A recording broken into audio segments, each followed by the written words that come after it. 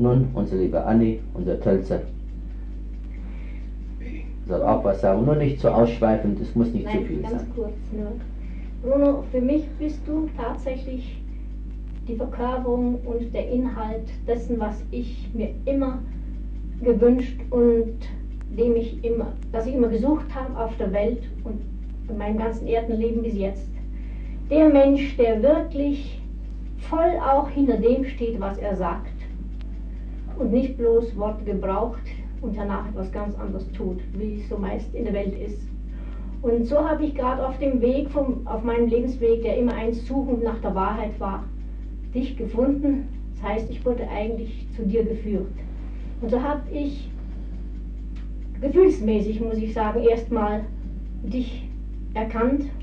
Und dann durfte ich sogar durch einige Sichte, wie man sagt, ich konnte manches sehen, habe ich wieder die Bestätigung bekommen, dass ich mich selbst nicht täusche. Ich habe auch durch dich erst mich selbst kennengelernt, auch meine schwachen Seiten, die ich auch immer habe noch. Ich stoße immer wieder drauf. Und so bin ich dir unendlich dankbar, Bruno, dass du für mich der Wegweiser und überhaupt der Mensch geworden bist, der mich steil himmelan zu Gott führt. Manches Mal allerdings bin ich ein bisschen ängstlich, wenn ich so vor der Gemeinschaft stehe und soll Menschen führen, dann habe ich oft in mir momentan eine Sorge, bin ich denn überhaupt schon so sicher in mir, dass ich auch wirklich den Menschen das geben kann.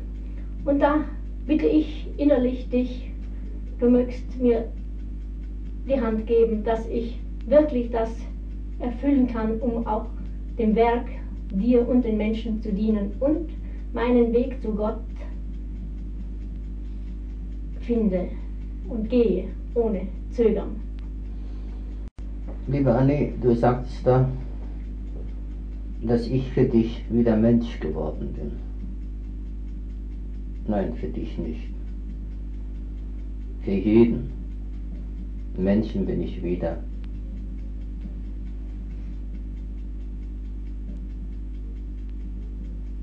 Mensch geworden.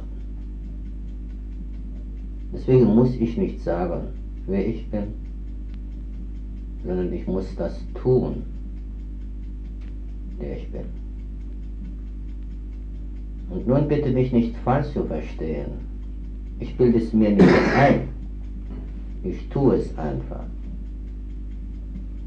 Und daher gehe ich zu diesem Ernst über, dass ich sage, die Erfahrung, die ich hier von Menschen bis jetzt gesammelt habe, sind ausreichend dafür, der gesamten Menschheit dahingehend zu überführen, wie viel Übel sie nicht nur in sich tragen, sondern auch mit sich tragen.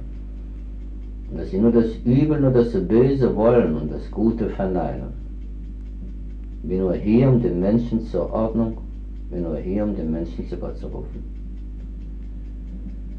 Es geht niemals aus einer Einbildung heraus. Und ich habe mich nie zu erkennen gegeben. Und das werde ich auch nicht. Tarnen, tarnen, tarnen. Und deswegen sage ich mit Recht, ich bin doch nur Mensch. Ja, hier muss ich so viel Menschliches aufnehmen, hier muss ich so viel Erkenntnis sammeln, um dem Menschen mit all dem zu begegnen, wie er es bisher gewohnt, nicht nur zu leben gewohnt war, sondern überhaupt zu tun gewohnt war, wie er in dem Glauben lebte, das Leben, wie er es lebt, doch das Richtige ist.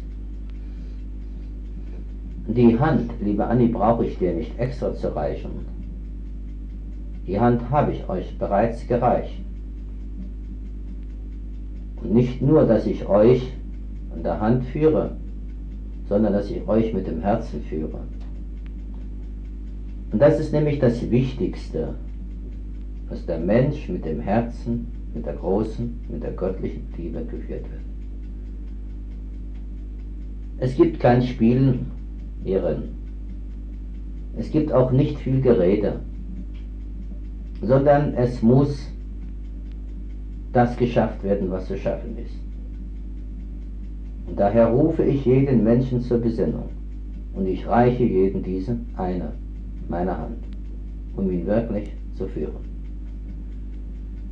Und ich weiß, dass ich ihn nicht falsch führe, wie ihr ja bei weitem schon zum Teil erkannt habt, dass ich euch nur zum Guten führe, nur zu Gott. Und jetzt braucht ihr nicht zu zweifeln, braucht nicht verzagen, ihr braucht nicht klagen. Steht immer zur Wahrheit.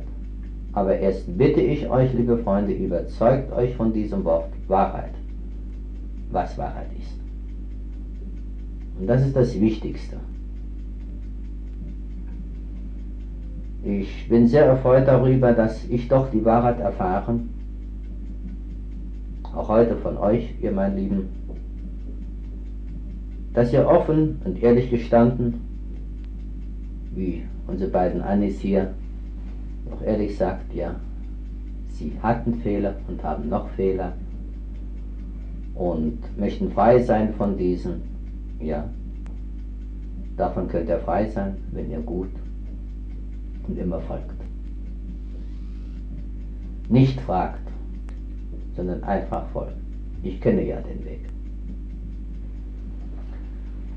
Nun, liebe Freunde, da das Tonband jetzt nicht mehr sehr lang ist, möchte ich mich noch auf das Wichtigste beschränken.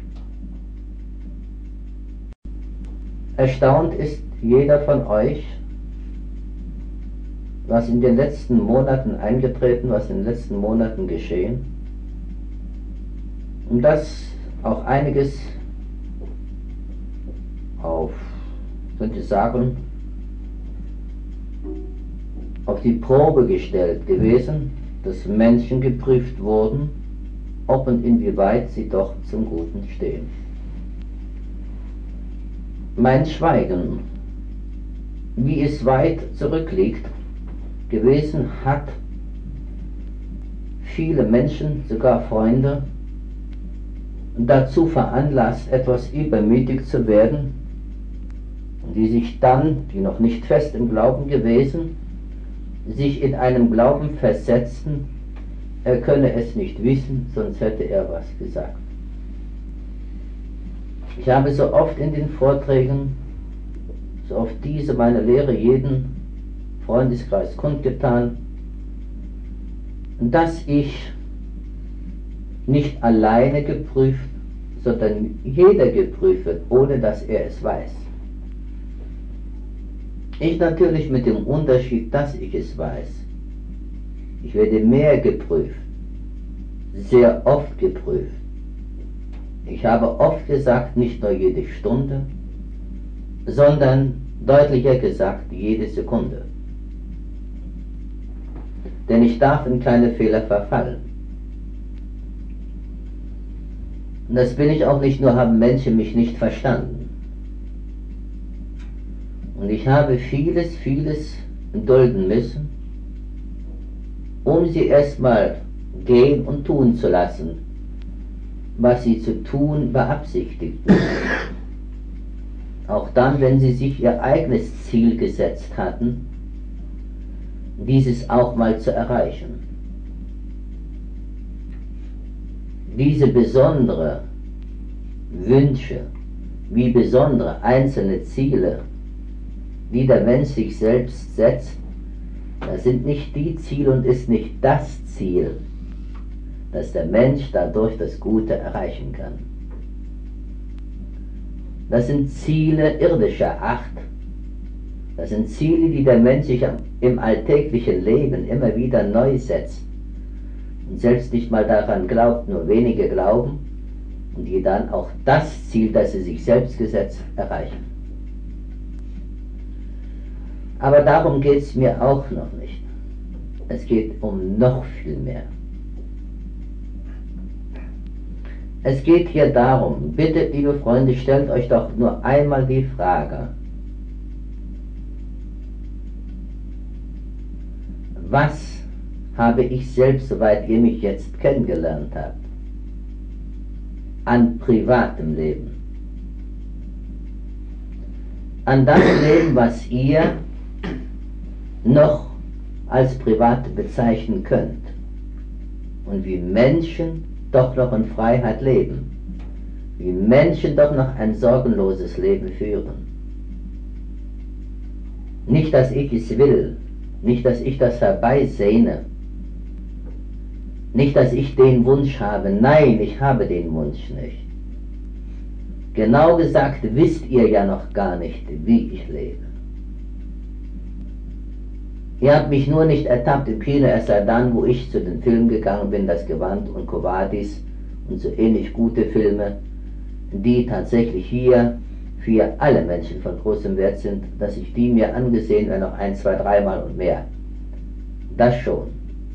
Aber sonst bin ich doch zu nichts übergegangen, sonst habe ich doch ein wirkliches Privatleben nicht geführt und nicht führen können. Wozu ich auch heute noch nicht imstande bin und auch nie dazu übergehen werde, ein wirkliches Privatleben zu führen. Denn ich will es nicht. Ich will nicht so leben wie Menschen, das Leben verleben. Wer das Gute, das Göttliche erleben will, muss ganz anders sein. Aber das sagt nicht das Äußere, sondern das Innere eines jeden Menschen, wie es tut. Ich kann mit Recht sagen, wo ich nicht viel schlafe, ich gehe mit dem Schlafen, stehe mit dem auf. Mit dem, was jedem Menschen angeht. Mit dem, was mein Hiersein, was meine Mission, was meine Berufung bedeutet. Und das andere muss ich so nebenbei tun. Und wie gesagt, wer dieses Leben so kosten würde, der würde sagen, nein, das kann ich nicht. Aber darum will ich ja niemanden von euch bringen. Ihr könnt euch weiter daran halten, ihr könnt weiter so leben. Natürlich wird euch das ein und das andere, was ihr bisher noch als privat gekannt und bezeichnet habt, auch zum Übel werden, dass ihr sagt, nein, das mache ich nicht mehr. Diese und jene Unterredung, dies und jene Gequatsch, diese und jene Unterhaltung, nein, das gefällt mir nicht mehr. Das ist nichts, ich empfinde das für so dumm, so schmutzig, Zeitvergeudung. Da gehe ich lieber spazieren, da gehe ich lieber in Gottes freie Natur. Dieses Empfinden haben heute schon viele, viele Freunde erhalten. Aber zwingen will ich niemanden, er soll das selbst erkennen. Er soll selbst dazu übergehen. Und wie dankbar müsse doch der eine und der andere sein, der von dem Übel, das er Krankheit nennt, bereits befreit worden ist. Woran weder er noch seine Nächsten und woran auch viele Menschen glauben konnten. So, nun meine lieben engsten Freunde, ich glaube euch so viel gesagt zu haben, dass dieses Werk euch doch mehr bedeutet, als das, was ihr bisher angenommen habt. Seid offen, habt ihr so weit glauben können, dass es so weit um sich greift und dass dieses Werk dazu ins Leben gerufen worden ist, alles, aber auch alle Lebewesen hier zu erfassen, um den Menschen von morgen das Leben zu geben, so wie es nicht der Wille des Menschen, sondern wie es der Wille Gottes ist. Aber ihr sollt heute Gott erkennen lernen, Gott erkennen können, damit ihr es den Nächsten von morgen sagen könnt. Ich sage ja, ich müsste viel, viel weiter ausholen, um noch so deutlich zu werden, aber da reichen all die Tonbände, die ich hier in diesem meinem Haus heute habe, nicht aus. Und eure Geldbörse auch nicht. Das führt so weit, dass tatsächlich ihr alle nicht in der Lage seid, diese Tonbänder vorzutragen, die ich voll zu besprechen habe. Und dann sage ich noch, ich habe noch nichts gesprochen.